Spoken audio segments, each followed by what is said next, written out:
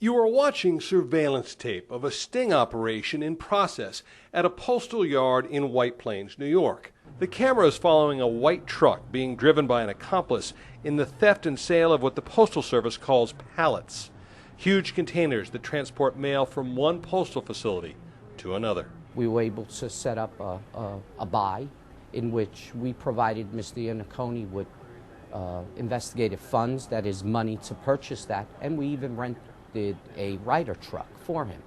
He drove it into the facility as always. From there, authorities followed the Ryder truck to a third party, prepared to pay thousands of dollars for the valuable pallets. He was not an employee and picking up truckloads of our pallets. Postal pallets being grinded down and resold across our border. He is Stephen E. Iannacone, an independent truck driver who delivered mail to the facility. He had access to these pallets and was selling them to a recycling plant. The recycler will grind them up and they would eventually turn them into some type of other plastic product. They are part of a $1 billion product purchase the Postal Service makes over the span of a decade. If you think this crime doesn't affect you, think again.